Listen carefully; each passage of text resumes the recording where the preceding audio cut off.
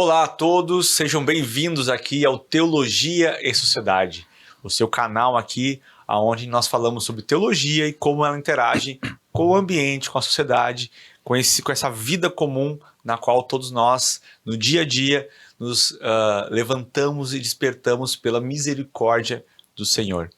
E aqui hoje vamos falar aqui de um assunto muito importante, mas antes disso eu venho aqui te convidar a deixar o seu like aqui no vídeo, a compartilhar esse vídeo com seus amigos, com aquelas pessoas que você acha que esse tema possa ser relevante, e também acione as notificações para que você possa receber as notificações dos próximos vídeos do Teologia e Sociedade.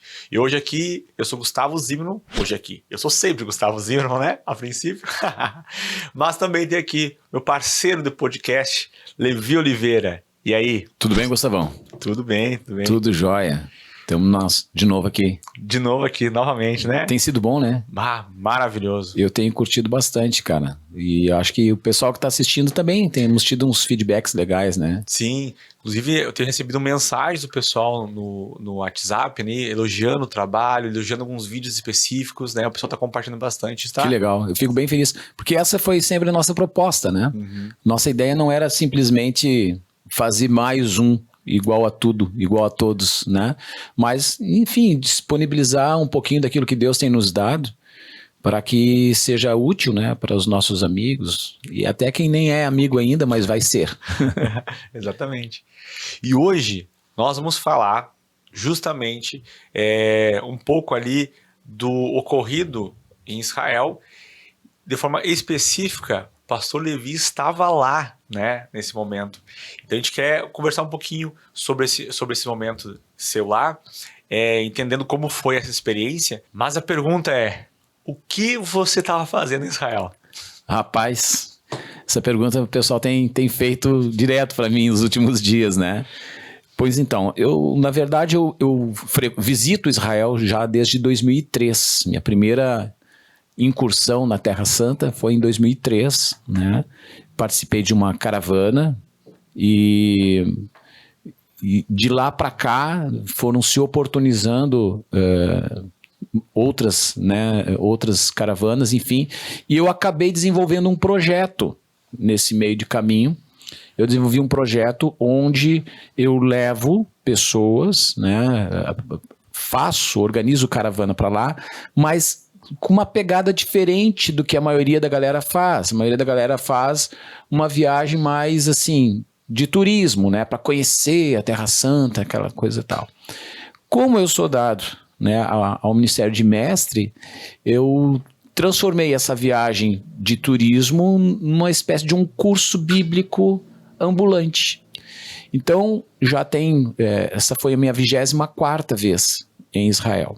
Então, tem esse projeto que eu desenvolvo lá. Paralelo a isso, eu fui convidado a participar de uma grande reunião que haveria em Jerusalém, de 17 a 19 de outubro, né? 2023, é o ano que estamos.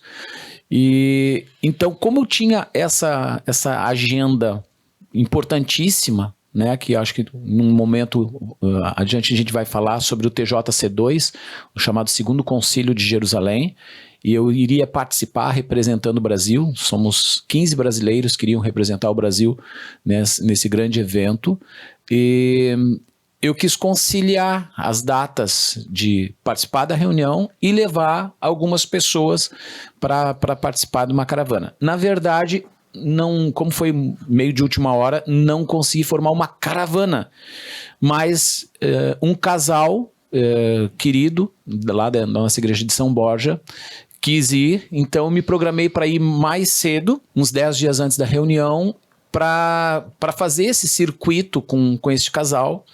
E nós estávamos no meio do circuito, né? Nós tínhamos chegado na quarta-feira, dia 4, se não me falha a memória, nós chegamos dia 4 na quarta-feira em Tel Aviv, já no meio da tarde. Então nós ficamos em Tel Aviv aquele dia, fomos passear, assim, ficamos uma tarde livre, que estava chegando de viagem, e a viagem é cansativa, né? E fomos dar uma passeadinha na praia e tal, e começamos o nosso roteiro na quinta-feira pela manhã. né? Aí já fomos em Jope, né? Historicamente super importante. Então, aí eu faço toda a administração voltada ao local, né? O que se deu ali de significativo, a gente abre nos textos, a gente, sabe, é um chororô. É muito legal. Saímos de Jope, fomos a Cesareia Marítima, isso na quinta-feira, e aí tem todo o parque arqueológico lá, é um negócio fantástico. O pessoal conhece a prisão onde ficou Paulo por 2 anos ali em Cesareia. O local exato, não é assim, talvez seja aqui, não. O local, né, concreto. E dali nós fomos já para o norte, fomos para Haifa, passamos pelo Monte Carmelo, né, e tem todos os lugares tem estudo e ministração e tal. No Monte Carmelo nós daí nos hospedamos em Haifa na noite de quinta-feira.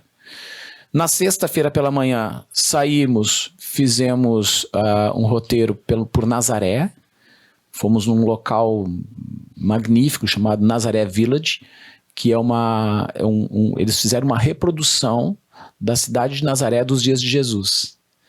Então tem até atores lá que andam com roupas típicas, tem toda uma estrutura, tem tudo conforme a vida da época. As profissões, tem uma... Cara, é magnífico, assim, né? A galera delira, assim, porque viaja no tempo, né? Imerge ali na experiência. Imerge, né? As roupas, as casas, as profissões lá, tem desde do pastor, né? Tá lá um pastor com aprisco, com as ovelhas, e aí tem toda a administração, tem o lagar, tem todas as estruturas, uma sinagoga típica da época, enfim, andamos por Nazaré, saímos de Nazaré, fomos para o Vale do Meguido, né, Vale do Armagedon, também conhecido, a um local chamado Tel Meguido, então todo o estudo que se faz ali também, e dali chegamos na Galileia, né, já no final do dia, e fomos para Tiberíades, ficamos, isso já era sexta-feira à noite, né, sexta-feira à noite, chegamos em Tiberíades, dormimos lá, para começar o roteiro pela Galileia no sábado pela manhã, dia 7. E aí saímos para o roteiro, fomos ao Rio Jordão, tem um local lá chamado Yardenit, que é um local que foi preparado assim para o pessoal, para os cristãos principalmente, né, ter uma experiência ali com relação ao batismo, como é que era o batismo de Jesus e tal. E aí, quando estávamos ali, o Carlos, que é desse casal que estava comigo, o Carlos disse: pastor, entrou aqui uma notícia para mim aqui no Globo, que teve uma situação lá de conflito na faixa de Gaza lá. E você já estava quanto tempo ali? Desde ali na Galileia ou em Israel? Israel. Nós chegamos na quarta de tarde, isso é sábado de manhã, tá? Aí eu disse para ele: cara, conflito na faixa de Gaza é comum, né? É comum, tá? Mas assim, fica tranquilo, Gaza é longe daqui de onde nós estamos e não deve ser nada demais, né? Eu não estava acessando as notícias naquele momento, apenas essa informação geral que tinha tido um conflito lá. Tranquilizei eles e seguimos o nosso roteiro no entorno do Mar da Galileia. Isso durante o dia de sábado. No final da tarde, nós estávamos no Monte das Bem-aventuranças, ali bem na margem do Mar da Galileia. Inclusive, esse monte, eu já vi por live você ministrar nesse monte. Cara, se por live a experiência já é fantástica, imagina... Presencial. Não, cara, e assim, ó, a gente fez um passeio, né, é rotina, alguns pontos desses, todas as caravanas vão, entendeu? Porque são pontos obrigatórios. Mas assim, o trabalho que eu faço destoa um pouco do que normalmente se faz. Primeiro que eu costumo levar em mais lugares do que as caravanas normalmente levam. E a dinâmica no local, mesmo sendo um local histórico que todo mundo vai, a dinâmica que eu proponho é diferenciada, né? E aí nós estávamos ali no mar, no Monte das Bem-aventuranças, isso foi no sábado, final da tarde, acho que era umas 5 horas da tarde, mais ou menos, e o Bruno, que é dono da agência Gurion Tour, que é um parceiro, é um amigão, me ligou, disse, pastor, tu tá onde? Eu disse para ele, cara, eu tô na Galileia. Daí ele, tu tá atento ao que tá acontecendo? Eu disse assim, olha, eu soube que houve um conflito lá em Gaza. Aí, por telefone, ele me colocou a par da gravidade das coisas. Ele disse, pastor, é guerra. É guerra, a situação é gravíssima e se infiltraram mais de 1.000 terroristas dentro do território de Israel. Uau. Eles não tinham ainda os números precisos, né? Mas, assim, sabia-se que mais de 1.000 terroristas tinham entrado dentro do território de Israel. E eles, assim, não sabe-se ainda, daqui a pouco, para onde esses caras infiltraram. Eles podem ter subido para o norte, eles podem ter entrado em qualquer parte, né, do país. Pastor, prudência agora. Vai para onde vocês estão hospedados e fiquem lá dentro. Não sai mais. Aí aquilo me... Opa, eu 24 vezes dentro de Israel, nunca Correu isso. mas de forma nenhuma. Nem tinha plano de ação. Eu me sinto muito mais seguro dentro de Israel do que em qualquer parte do Brasil. Em qualquer parte do Brasil. Entende? O nível de segurança lá é uma coisa gigante, né? A gente pode sair a passear a qualquer hora do dia, da noite. Uma menina pode sair para passear 3 horas da madrugada, ninguém vai tocar nela, ninguém vai mexer com ela. Entende? E índice de criminalidade é baixo. Mas totalmente. Porque todo mundo anda armado lá. Ah. Entendeu? Então, assim, ninguém ousa. Né? Aí é que tá. Quando acontece alguma coisa, vira notícia. Né? Essa é a questão.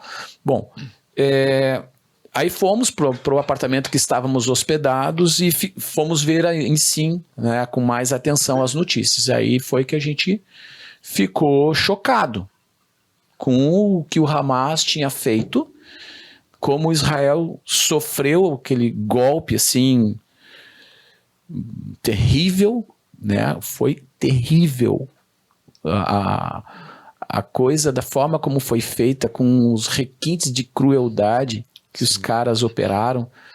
É terrorista mesmo. Eu fiquei indignado com algumas expressões de jornalistas aí querendo passar panos assim, não querendo chamar de terroristas o Hamas. São terroristas, não tem outra palavra, né? Talvez a outra palavra seria filhos do diabo, uma boa outra palavra, sabe? Não tem como ser fora disso. Não dá para aliviar. Não dá. E aí sim, mas a gente estava no norte, né? A Galileia fica para a região norte. Qual a distância que vocês estavam, em quilômetros? De Gaza até onde nós estávamos, uns 300 e poucos quilômetros, talvez. Até então estava bem distante. Distante, tranquilo, né? Até porque, assim, os mísseis do Hamas lá, pelo que se sabia, não tinham esse alcance para chegar lá no norte. Os alcances dos mísseis deles, se bem que 300 e poucos quilômetros é de carro, então em linha reta voando a distância é mais curta, né? Então não tem como te precisar assim essa distância.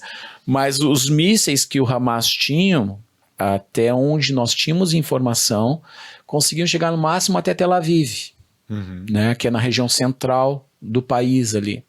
Jerusalém é perto. De Gaza, né, é perto. Tel Aviv, relativamente perto também. Os mísseis chegavam lá. Mas no norte, a gente estava tranquilo. Eu disse para ele assim, cara, pro Carlos e pra Bruna, que era o casal que estava comigo, olha, gente, não é prudente nós sairmos mais em função de não saber, esses terroristas eles podem estar na rua, e daqui a pouco dá o azar de a gente cruzar por esses caras na rua e eles estão para qualquer coisa. Sim. Então, daqui a pouco nos pegar como como reféns também, ou sair atirando né, indiscriminadamente. Eles fazem isso, eles não estão nem aí. Os fatos mostram isso, né? Então, mas não que a gente estivesse preocupado com questão de míssil, com bomba. Estava preocupado com a ação terrestre mesmo deles. De qualquer maneira, eu tenho responsabilidade com quem está comigo, né? Sim. Ficamos ali, decidimos interromper por prudência o nosso roteiro, né? E ficamos ali, tranquilo. Não passeávamos, íamos no máximo no mercado, que era na esquina, pertinho, e ficávamos no apartamento. E eu fiquei ministrando com eles no apartamento. Foram aulas e aulas, horas e horas, né, de estudo. Eles mesmos falaram isso para mim, de que mesmo não viajando, o que receberam compensou, né? Eles disseram, se tivéssemos que passar novamente pela situação para ter o que tivemos, nós faríamos. Eu fiquei mais aliviado com essa fala deles, né? Nisso cancelaram a reunião para a qual era o projeto inicial, o propósito inicial pelo qual estaríamos lá, para essa tratativa do Segundo Concílio de Jerusalém. E até que chegou na quarta-feira. O problema começou no sábado, ficamos lá. Quarta-feira. E outra coisa, nosso roteiro éramos para ir para Jerusalém. Suspendi reservas lá em Jerusalém, suspendi a sequência, ficamos ali, renovamos a locação do apartamento que nós estávamos e ficamos ali. Quando chegou na quarta-feira, final da tarde também, né, de quarta-feira, o Carlos e a Bruna estavam cochilando no sofá, o apartamento tinha um sofazão grandão, eles estavam cochilando no sofá e eu estava respondendo mensagens no celular. Estava acordado, televisão, ficávamos na CNN direto, vendo as notícias, né? E eu no celular, respondendo mensagem, dali um pouquinho, começa aquela sirene. Cara, é um negócio. Esse é o vídeo que está no seu Instagram. Tá no meu Instagram lá, @LeviOliveira, né? E começou aquela sirene... Diferente, porque é normal a gente ouvir a sirene de ambulância, normal de uma cidade, né? Sirene da polícia, do fluxo normal de uma cidade. Aquela sirene era diferente de todas. Até no vídeo dá pra sentir assim o quanto dá um assusta. Assusta assim aquele barulho que parece que ecoa pela cidade toda. Mas aí é que tá. É isso que deixa a gente mais assustado. Por quê? A sirene, ela não toca na cidade toda. O sistema antimíssil, né, o Iron Dome, lá de Israel, o domo de ferro, né, funciona mais ou menos assim. Quando é lançado um míssil contra Israel, eles têm um sistema de radar que capta no exato minuto que dispara de qualquer canto. Entendeu? Eles têm uma cobertura cujo alvo seja Israel. Então, os radares, em fração de segundos, detectam. Tem um míssil vindo contra Israel. Em fração de segundos, ele calcula a trajetória do míssil e aciona o antimíssil, que manda interceptar o míssil no caminho. Cara, o negócio é fantástico. E aí, o míssil, ele é interceptado no ar. Né? E daí dá uma explosão, dá um estouro, né? Quando acontece isso. Só que, como o radar faz o cálculo, né, da estimativa aonde deve cair o míssil, a sirene soa naquela região do cálculo onde o radar apontou. Não é na cidade toda. Sim. Não bota todo o povo em pânico. Entende? Só que aquela sirene tocou, parecia que estava dentro do apartamento. E nós estávamos no último andar. Então, assim, o som dentro do apartamento entrou. Tanto que o Carlos e a Bruna, que estavam no sofá cochilando, eles deram um pulo. Imagina, a pessoa tá dormindo e ouve aquela sirene forte, e ela é diferente de todas as outras sirenes. Eles começaram a pular e sapatear, assim, tipo assim, o que tá acontecendo? Para onde é que eu vou? Ficaram desesperados, né? Como eu tava acordado, tava mais consciente, eu cheguei e esperei assim, eu sabia que o passaporte deles estava na mochila deles. Eu disse pra Bruna, pega a tua mochila, e eu tava com a minha mochila, com o meu passaporte ali na mão, pega a tua mochila e desce correndo, vamos descer correndo. Por quê? O prédio que nós estávamos era um prédio mais antigo. E os prédios antigos não têm bunkers. Os bunkers é por lei hoje, é obrigatório, né? Mas os prédios construídos de alguns anos para cá. E o local indicado, em caso de soar a sirene, era descer até o 2º andar do edifício e ficar debaixo das escadas. Porque teria uma proteção de concreto maior, né? E quando nós descemos correndo, né? Todos os moradores daquele prédio foram para o mesmo local, né? E aquela sensação assim, o que vai acontecer? Entende? Vai cair. Porque se soou a sirene ali, é porque o míssil está vindo na direção da gente. Ele não está para cair em qualquer canto da cidade. Ele está vindo na nossa direção. Então pode cair no vizinho, mas pode cair na gente, né? E tu fica naquela sensação. Foi ali, naquele instante, que eu tive o insight de, sei lá, eu nunca fui assim, nunca passou na minha cabeça de gravar alguma coisa ao vivo, mas me veio na hora, assim, aquele calor de emoção, assim, cara, até porque passou na minha cabeça assim, eu não sei se a gente sai dessa, sei lá, daqui a pouco é um registro final nosso. Tudo isso passou assim, numa fração de segundos na cabeça. E eu liguei ali no ao vivo, no Instagram, né? E aí o que aconteceu? A Luíse, a minha filha, estava em aula. Mas um coleguinha dela viu. Luíse, teu pai tá ao vivo aqui. E passou para ela. E a Luíse viu e aí entrou em desespero, né? Aí me chamou no WhatsApp, pai, o que tá acontecendo aí, tal. Aí eu mandei a mensagem para ela. Depois eu me arrependi, assim, porque, assim, naquele sentimento de não sei o que vai acontecer, né? Fiz aquela declaração, filho, o pai te ama e tal, entendeu? Só que, claro, na cabeça dela era uma despedida, né? Mas foi a reação que eu tive, não é uma coisa pensada, né? É a reação humana, natural do momento. E aí eu sei que ela ficou bem malzinha lá, depois até pedi desculpa para ela e tal, né? Mas, enfim, somos humanos, né? E aquela sirene ficou tocando, e tocou de novo, e tocou de novo. E o que vem? Cada vez que soa a sirene, é um míssil. É a possibilidade de um outro míssil, entende? Mas a gente não via os estouros. Não ouvi os estouros. O que poderia trazer mais preocupação, não ver a interceptação, né? Essa é outra questão, entendeu? Porque o estouro se ouve quando o míssil é interceptado. Ele, bum! Bom, acabou com um míssil.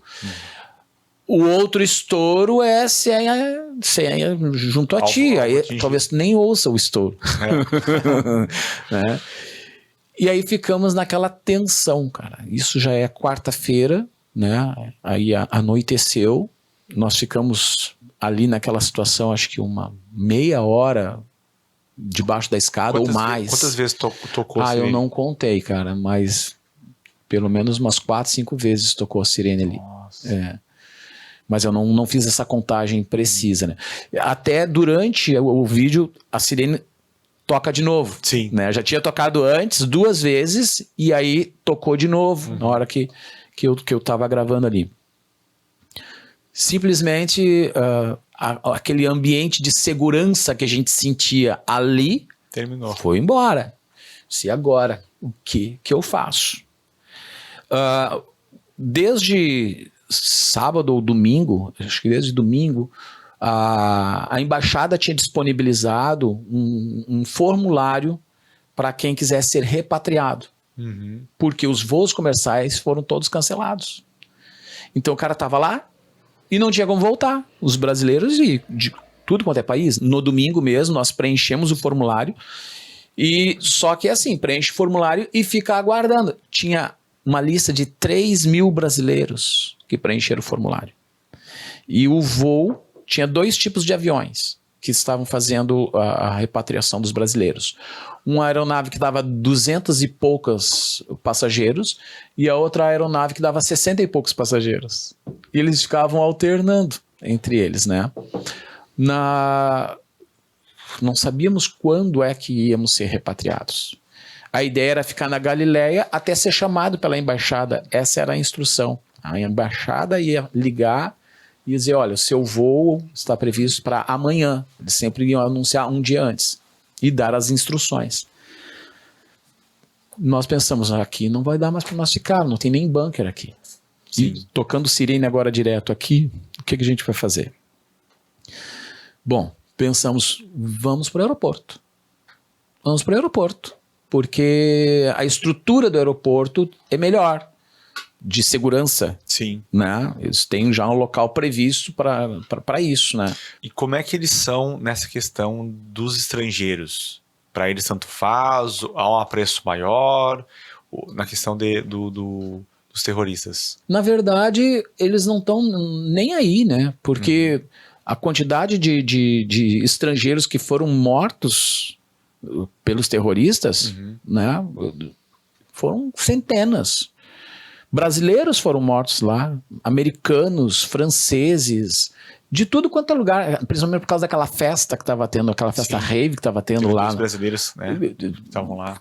Que morreram ali, né? Os caras, o que eles fizeram? Eles entraram em 4 pontos. Eles furaram barreiras da divisa ali de Gaza com o território de Israel em 4 pontos diferentes e entraram no território, nas cidades do sul. E aquela galera estava a 200 metros da cerca. Então foi o primeiro ponto a ser atacado. E os caras entraram pelo ar, de paraglider, né, voando, entraram por terra com motos e jipes, a pé, enfim, e ali estava pertinho. Imagina, tinha 2.500 jovens ali na festa. Eles entraram metralhando. Era tão absurdo que os caras pegavam as meninas, violentavam as meninas no meio dos cadáveres. Eles não só executavam, como violentavam as meninas. É insano isso. E depois de violentar as meninas, executavam também. Sabe? É um troço muito animal. Atacaram cerca de 20 cidades. As cidades ali, na verdade, são kibbutz, né? Kibbutzim, como eles chamam. São colônias agrícolas. Cidades com algumas centenas de pessoas, 1.000 pessoas, 1.000 e poucas pessoas. Entende? Cerca de 20 cidadezinhas eles atacaram. Teve cidade que eles dizimaram 25% da população da cidade. Nossa. Cidade de 1.000 pessoas, mataram 250 pessoas. Cara, é monstruoso. O que aconteceu? Como soou sirenes lá também, muitas famílias entraram nos bunkers. Cada casa tem o seu próprio bunker. Entraram nos bunkers, porque estavam esperando bomba. O que os terroristas fizeram? Os que estavam refugiados dentro de bunker, eles tocaram fogo. Então quem não morreu fuzilado, né, morreu queimado. Eles pegaram uma mulher grávida e simplesmente abriram a barriga da mulher, a faca, tiraram a criança para fora ainda ligada no cordão umbilical e esfaquearam o bebê. O que é isso? Isso é de um nível de crueldade sem tamanho. E essas notícias chegando para nós lá. E a gente, cara, não vamos ficar aqui. Vamos para o aeroporto. Corremos para o aeroporto na expectativa. Vamos ficar aguardando aqui até sermos chamados, né? Quantos dias vai durar essa nossa espera no aeroporto? Não sei. Qualquer coisa a gente grava um filme, faz a 2ª edição daquele filme do Tom Hanks, lembra?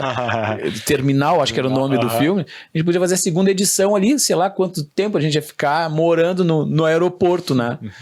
E aí demos sorte. Demos sorte porque nós fomos na quinta-feira para o aeroporto, no final da tarde, nem era tanto no final, acho que no meio da tarde, a embaixada me ligou. Né? A embaixada me ligou, me comunicando que nós estávamos alistados para o voo de sexta-feira. né? Sexta-feira. Aí deram as instruções. E então nós teríamos que ficar só mais aquela noite em Tel Aviv, no caso. E lá em Tel Aviv, onde nós estávamos, graças a Deus, não soou a sirene aonde nós estávamos, mas nós conseguimos ouvir aonde estava soando a sirene. Tipo assim, no bairro do lado, né? Então, ouvi a sirene e ouvi os bum, bum. Cara, e não apenas o barulho, a gente sente um tremor. Sim. Dava para sentir um tremor, entendeu?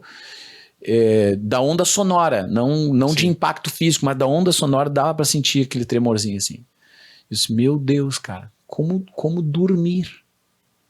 Como dormir num lugar desse, né?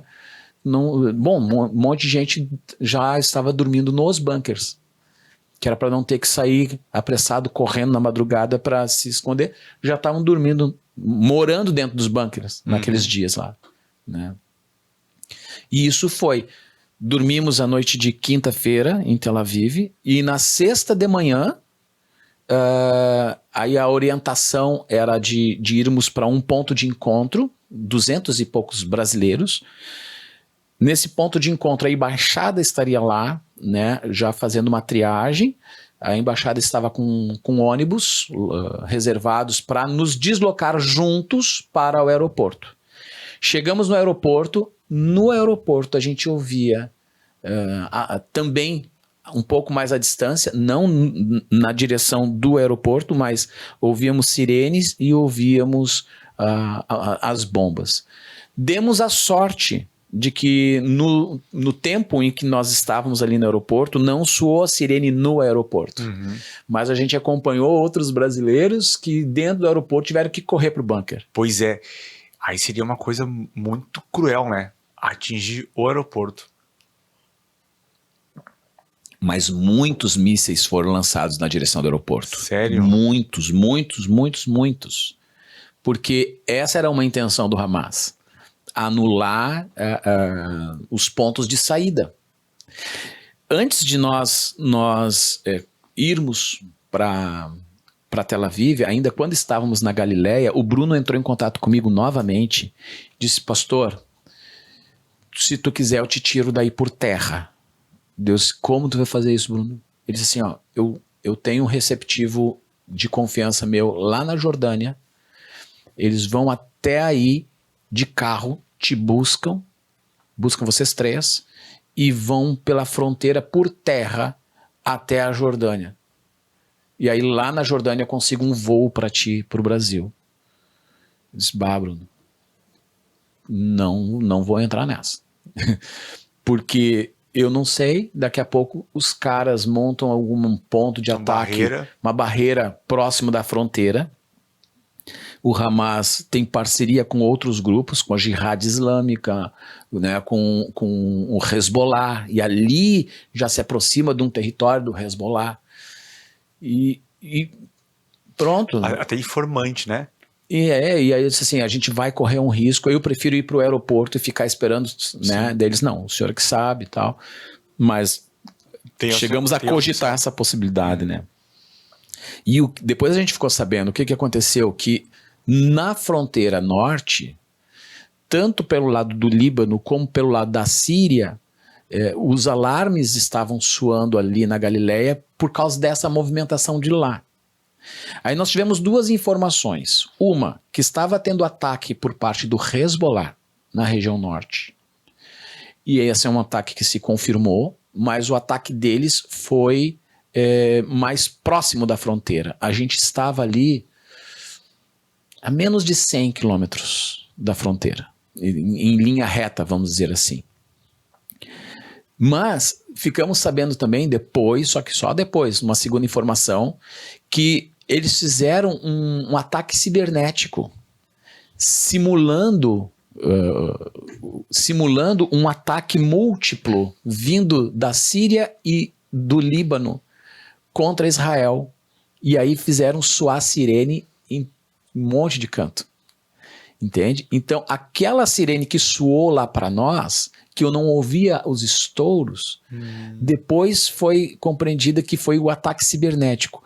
E, segundo os especialistas, eles quiseram fazer um teste com Israel, um teste de reação, para calcular quanto tempo Israel ia levar para reagir. E como reagiria também. Como reagiria, para eles aí montarem um ataque, entendeu? Então a coisa era um caldeirão, cara. Era tenso, porque... É guerra mesmo. É guerra. De ter guerra. Guerra, mano. Guerra. Só que Israel, claro, né, entrou num revide automático, né?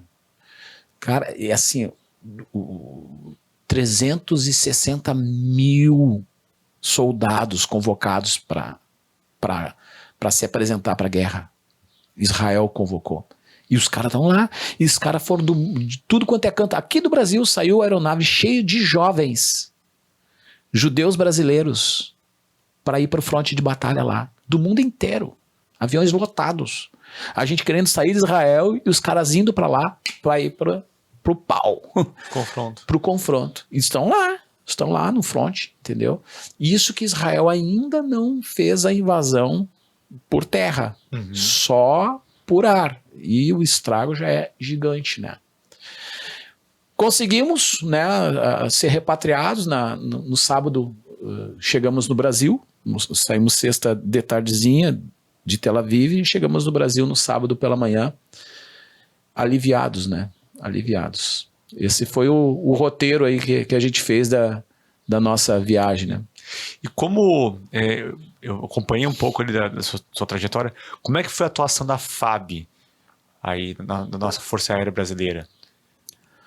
Bom, eu vou dizer assim, eu não sou identificado, né, com o atual governo, tá? Eu não sou identificado com a política e a proposta do atual governo. Mas eu tenho que reconhecer que eles foram rápidos e foram eficazes.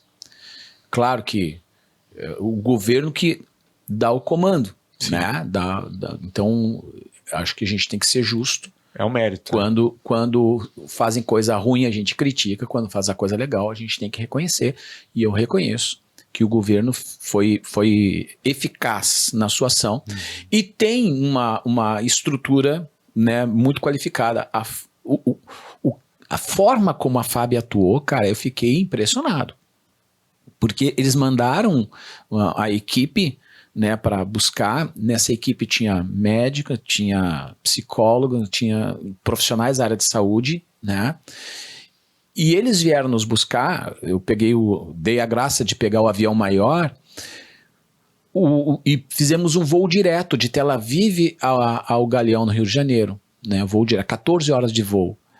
E eles fizeram um serviço de bordo melhor do que a da aviação comercial. Parecia que eles eram profissionais da área. E eu fiquei servindo a gente, comida, os horários de refeição, tudo assim, ó, como se fosse um voo comercial normal, mas com muito mais tato, de delicadeza, padrão, assim. sabe? Uma gentileza, um outro nível, assim. Aí eu descobri depois que as pessoas que estavam nos servindo ali era a médica, era a psicóloga, era a equipe de saúde, né? São todos militares, estavam servindo a gente ali. Caso alguém precisasse, estava ali a médica. Caso alguém precisasse, estava ali o psicólogo. Entende? Fantástico. E a gente fica pensando, um médico está servindo comidinha, pegando lixo das mesinhas, quer dizer, serviço de aeromoça que normalmente fazem nos voos comerciais, né? Foge da expectativa, né? Eles foram excepcionais. Aí chegamos no Rio de Janeiro, serviram lá um banquete de café da manhã para nos recepcionar. Foi top, cara. Nota 10 para eles. Graças a Deus, né? Tudo deu certo, você está de volta conosco aqui. Mas, ao mesmo tempo, a gente vê pessoas que morreram nesse conflito, né? Pessoas que não tinham nada a ver com o conflito, sendo estrangeiro ou pessoas assim civis, né? Acho que a pergunta que fica aqui, onde está Deus nisso? Bom, vamos lá. A gente primeiro tem que lembrar que Deus é o Senhor da história. E a história dos homens é a história de guerras. Sempre houve guerras, né? Desde que o homem pecou e perdeu a sua posição no jardim, né? A terra ficou sujeita às vaidades, né? E com isso a gente sabe que as guerras foram um caminho construído pela humanidade por N motivos, né? E Deus sempre esteve na sua posição de Deus. O contexto escatológico, né, o contexto que aponta à volta de Jesus, ele se dá em meio à guerra. E o foco central é justamente Israel e, em especial, Jerusalém. Então, a gente tem um jargão que se diz, né, que Israel é o relógio do mundo. E é. E desde o momento que o Estado de Israel foi reconstruído ou restabelecido, em 1948, dizem os bons teólogos, diz que o relógio voltou a andar. Ele estava travadinho e o relógio voltou a andar, né, dentro do tempo escatológico que aponta a volta de Jesus. Então nós temos alguns marcos. Nós temos 1948 e nós temos um segundo marco também significativo, que é 1967, a tomada de Jerusalém. Então a gente percebe que as coisas estão fluindo dentro do cronograma de Deus, dentro do plano histórico de Deus para a humanidade.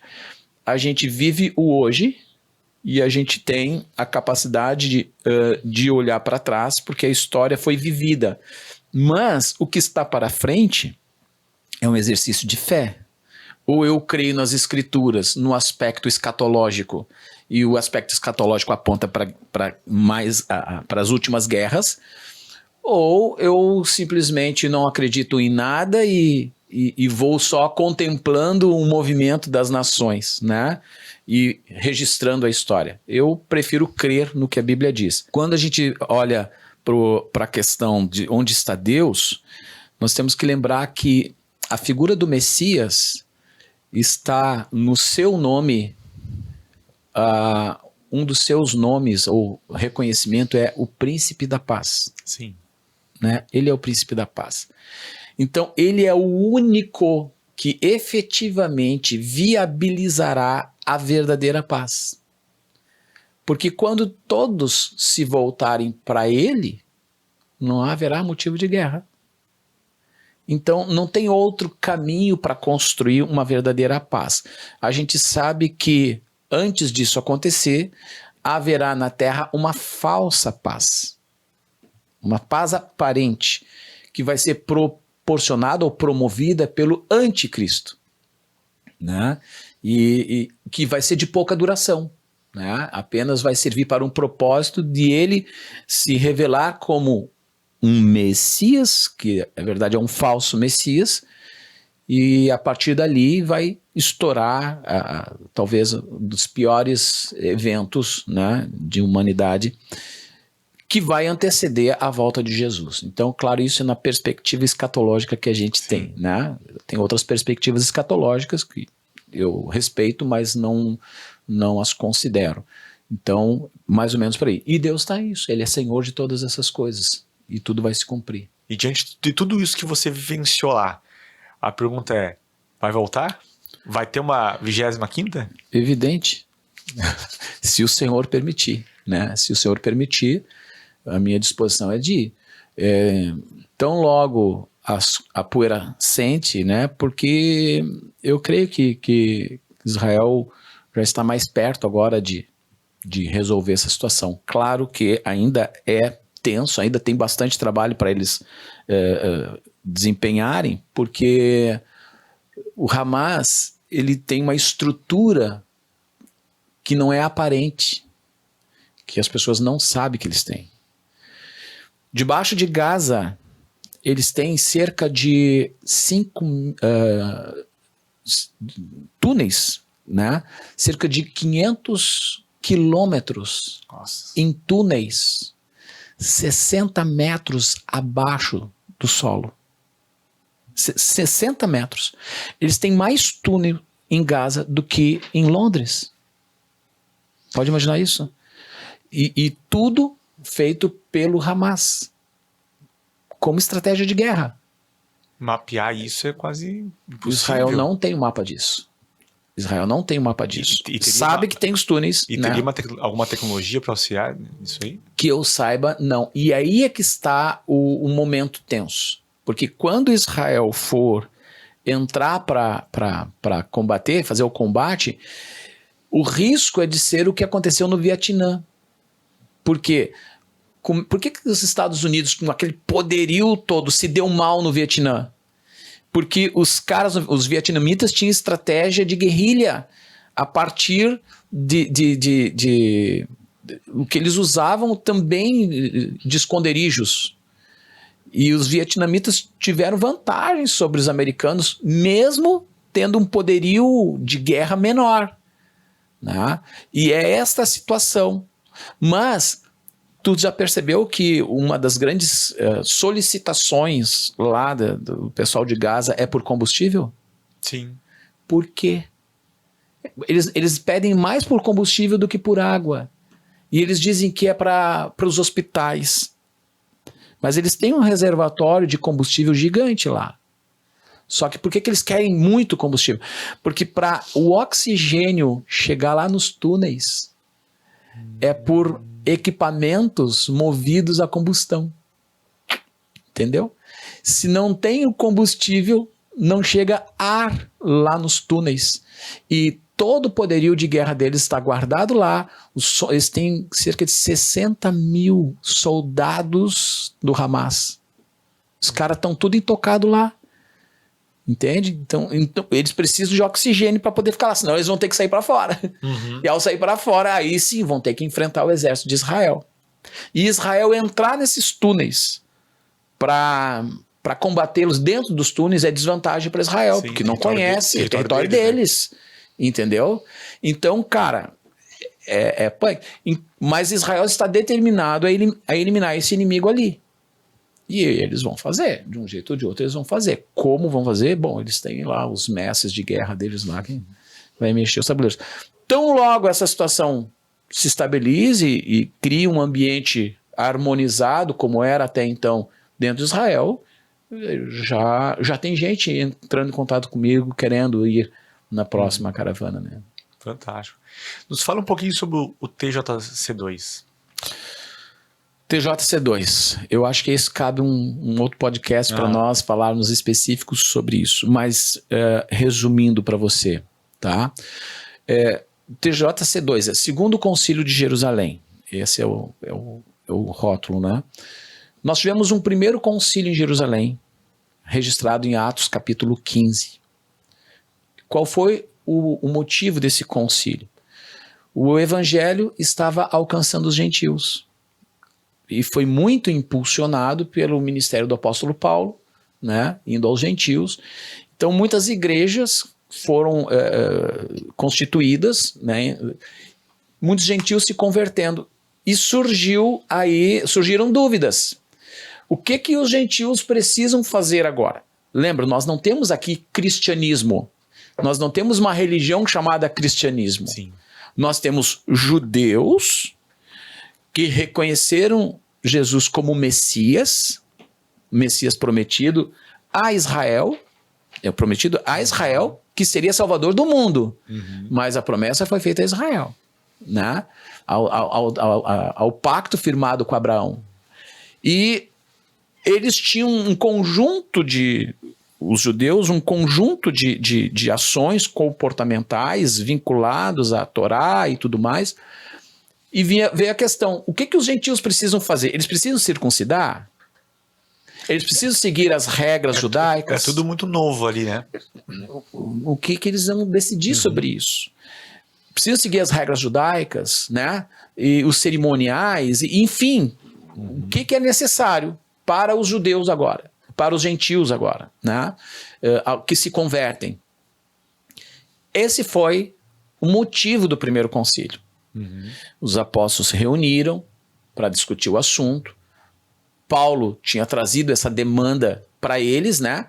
A discussão foi tomada. Pedro lembra da experiência que ele teve com Cornélio lá na Cesareia, sendo o primeiro gentil, oficialmente falando, convertido, né? E tudo que aconteceu, como eles receberam o batismo no Espírito Santo e sem precisar circuncidar nem nada, e enfim. E Tiago encerra a questão. Eles disseram, olha, nós não vamos impor aos gentios um jugo, um fardo que nem nós, nem nossos pais conseguem suportar, ou conseguiram suportar.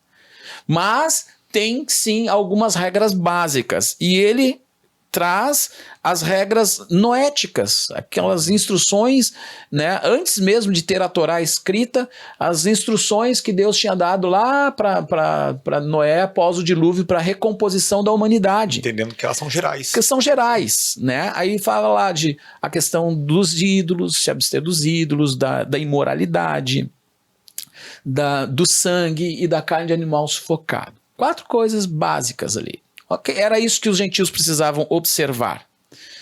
Então, a gente vê, no primeiro concílio, um movimento da igreja, que naquele primeiro momento era essencialmente judaica, né?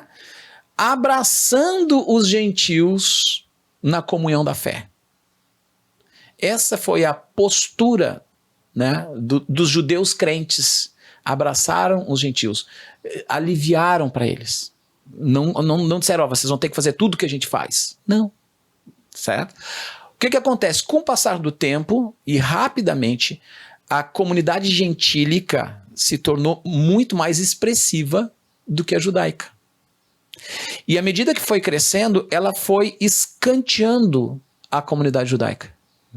Ela foi pondo de fora e foram anulando preceitos e princípios, coisas que a igreja toda vivia,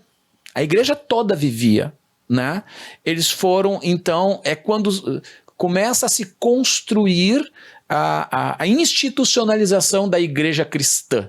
Né? E a partir daí, novos concílios foram estabelecidos na história. Só que na sequência desses concílios, as medidas tomadas, primeiro, não tinha na mesa nenhum judeu. Já eram todos gentios, entre aspas, convertidos, né? Não tinha judeus. E deliberações foram tomadas no caráter de construir uma outra religião, que se chamou cristianismo. E para isso precisava romper com todas as marcas ou identificações com o judaísmo. Então houve uma ruptura estrutural da igreja com as suas raízes. E essa ruptura, ela foi assim, muito pesada. De forma que a igreja cristã perdeu referência de várias coisas importantes que tinha lá nas suas raízes. É uma outra religião. Constituiu-se uma outra religião. E criou-se um cisma, uma separação concreta, uma separação muito marcante entre judeus e cristãos. Até hoje a igreja, mesmo já a igreja protestante, ela tem dificuldade de entender uma série de coisas das escrituras, porque elas falam de coisas que são vinculadas a uma percepção judaica, só que a igreja não tem mais essa percepção judaica, né, do próprio texto. E aí fazem afirmações e teologias discrepantes. Resumindo, o que o TJC2 propõe? Que seria o segundo concílio de Jerusalém. É um movimento no sentido de resgatar aquilo que foi estabelecido no primeiro concílio e promover uma reintegração entre judeus e gentios unidos pela fé em Cristo. Porque não existe duas formas de sermos salvos. Não tem uma forma para judeu e uma forma para gentil. Tanto judeu como gentil precisam de crer em Cristo Jesus para ser salvo. Mas é possível sim manter a identidade judaica, a identidade cultural judaica, ser respeitada. Um judeu não precisa se tornar, negar a sua raiz, o que a igreja forçou, as conversões forçadas, né? Os chamados cristãos novos, que a própria Inquisição promoveu. O TJC2 quer reconectar e promover para a igreja uma reflexão sobre todos aqueles caminhos que a igreja construiu nos últimos séculos, que foi no sentido contrário das raízes da sua fé. Trazer para a igreja a possibilidade de fazer uma releitura dos textos sagrados com as lentes, não do judaizante. Não se trata de judaizar a igreja, mas se trata de trazer para a igreja ferramentas de análise dos textos com lentes judaicas. O que isso significa dentro daquele contexto original, o que isso se aplica para nós hoje. Até porque ele foi escrito naquele contexto. E por Deus isso não foi revogado, foi revogado por homens.